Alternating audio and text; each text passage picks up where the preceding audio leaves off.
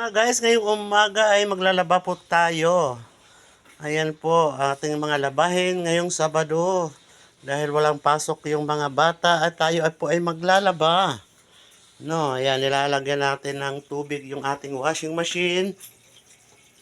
Meron pang nakaantabay dito sa CR po na pinagbabad ng aking hipag, yung aking sister-in-law. Ayan po. Tatambak din ng hugasan. Wala akong pakialam dyan. Mamaya ka na hugasan. Habang naglalaro yung mga bata doon sa salas ng kanyang computer. Ayan pa. Oh, additional. O sino pang magpapalaba dyan? Hala, magpalaba na kayo.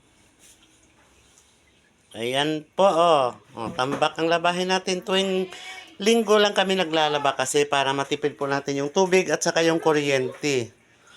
Ayan, malapit na yung mapuno na yung ating washing. Ay, hindi naman punong-puno yun. Dapat lagyan natin ng mga hamabaw ba? Hamabaw. Ayan. Ayan. Mamaya magluto pa tayo ng ulam. Namalingki pa yung aking kapatid.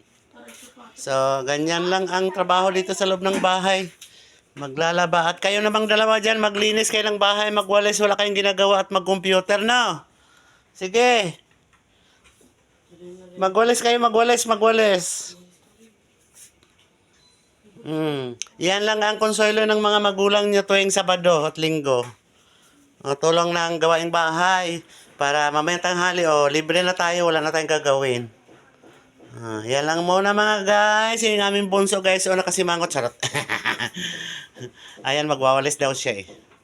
Lawalis ka be? Sige. Pagkatapos magwalis, pwede na mag-computer.